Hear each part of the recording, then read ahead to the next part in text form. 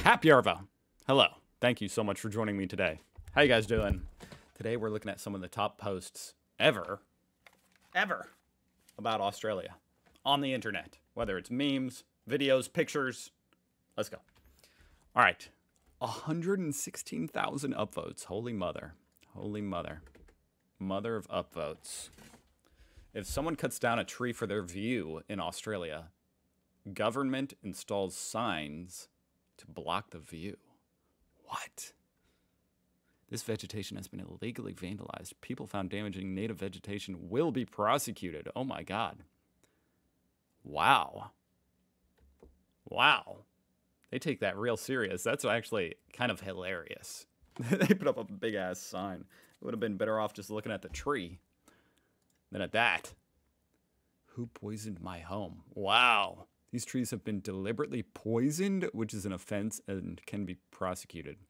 $10,000 reward offered for any information leading to the successful conviction of the perps. Okay, if there was a $10,000 reward, I'd be turning you in if I knew who that was.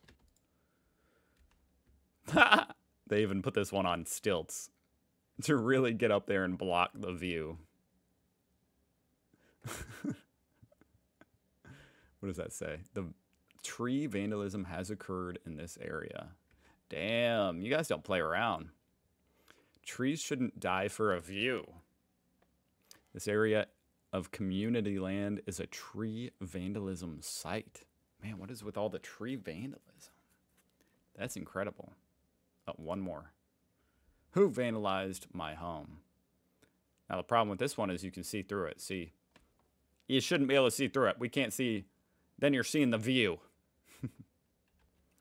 Apparently, Maine is looking into harsher penalties for environmental damage after a Missouri family poisoned a tree to improve their ocean views. Wow. I mean, if it's on your property, that's one thing. Like, people cut down trees on their property all the time. And I mean, to be honest, in my opinion, if it's your property, obviously, you know, unfortunately, sometimes trees need to be cut down to build stuff. But if you're poisoning random trees on public land, oh my God, that's wild. Australia, ... This is Australia, not America. F off with your Halloween shit.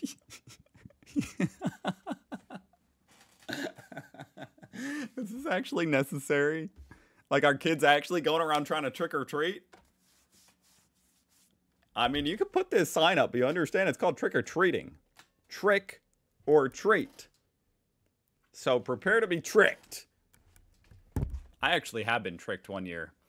I was out of town, so I put a bowl out. That's what you do. If you're not home, you put a bowl out on your porch. You know, it says take one. Unfortunately, some little twerp took the whole bowl. Not too surprising.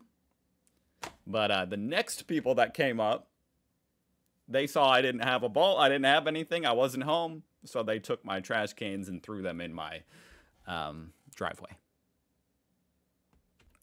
Well, I guess America just needs to pull a trick on Australia now. Dem's the rules, right?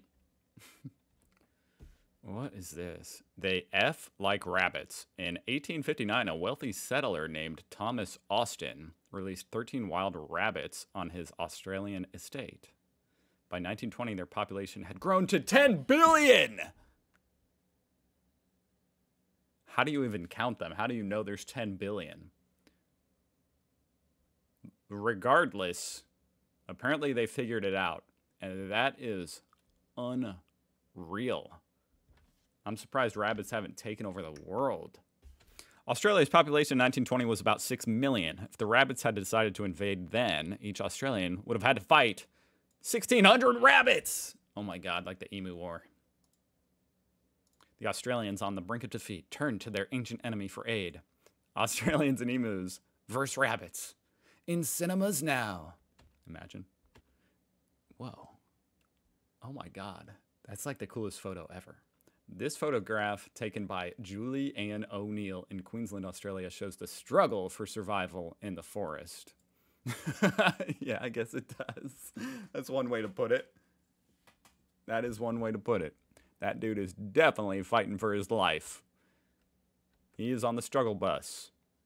And the only direction is down. Imagine if that was its tongue. Its tongue was its own little snake. Stupid thought, but I mean, that would be interesting. All right, every country should pass this law. Workers in Australia are now legally protected if they ignore their boss's emails and calls after work hours. Right to disconnect. Yes, I reacted to that, I believe. At least I think I did. I was going to do a whole video about that, but I don't know if I did.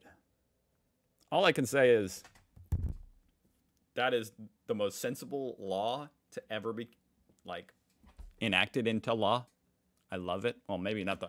Maybe there's other more important ones. I don't know. But that one is pretty freaking brilliant. That one's good. Why the hell should you have to be doing anything, even thinking about your work, if you're off the clock? That should obviously be illegal. Or I mean, you should be getting paid at the least. Welcome to Australia. Last stop for 1,000 kilometers. Warning. Remote zone ahead. New labor essentials. This is actually kind of fascinating because I bet a lot of people, probably a lot of people die. Like this is kind of, I don't know, it's kind of a spooky sign. It's like from a horror movie. Last stop. Better make sure you have enough water or you're dead if you run out of gas, you know? Man.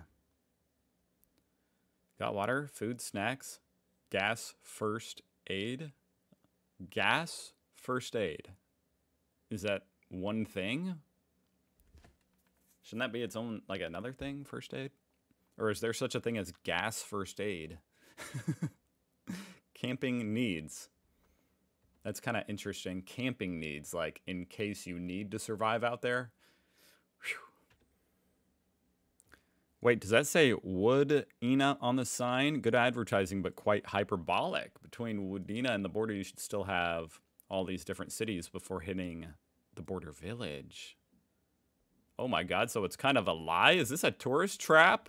That would totally work on me.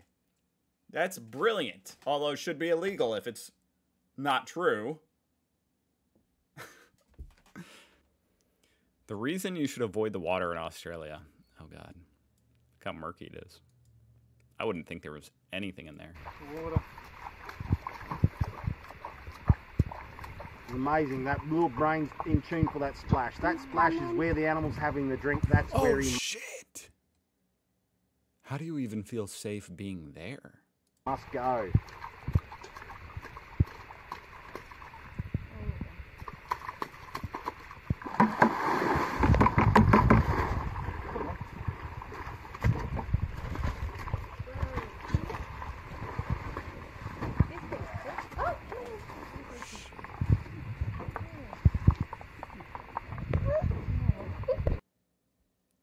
Oh my God. That's so creepy how you Little can see brains. its, I don't know what you call them, scales on its back. In tune for that splash. That splash is where the... Whoa. Just those little dots and you already know what's coming. It's like a shark fin. Animal's having the drink. That's where he must go. Damn.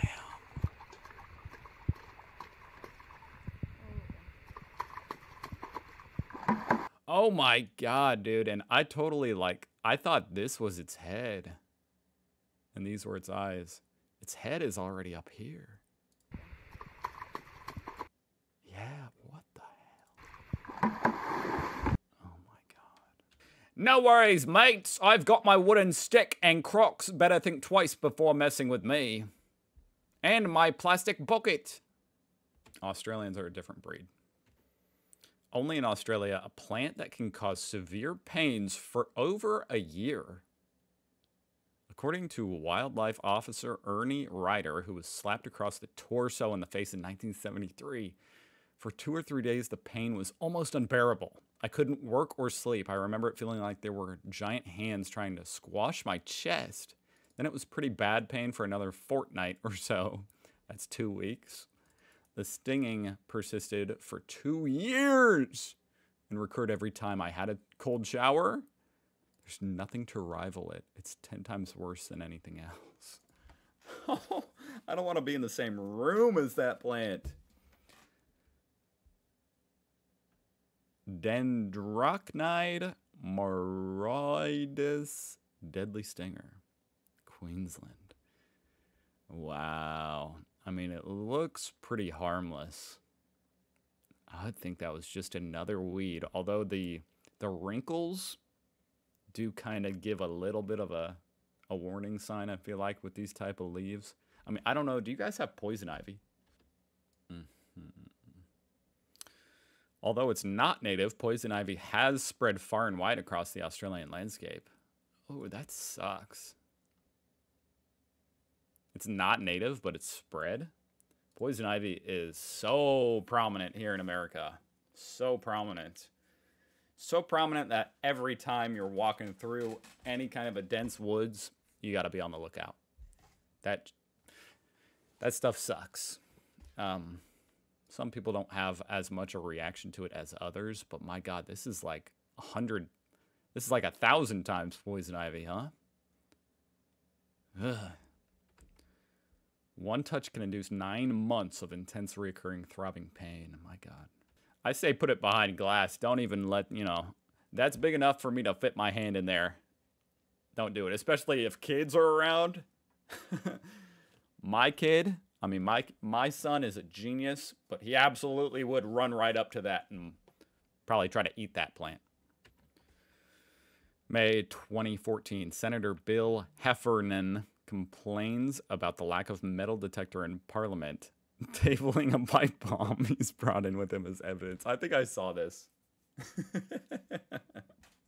That is an insane clip. I remember that. Mock-up pipe bomb. Yeah, I was gonna say it wasn't real. It is funnier to think it was, though. It certainly looks real. I'd be afraid to just whip that out, you know? Someone might shoot you. Wow. Those were fun. Australia is truly one of a kind. Thank you so much for watching. I'll see you guys tomorrow. Bye.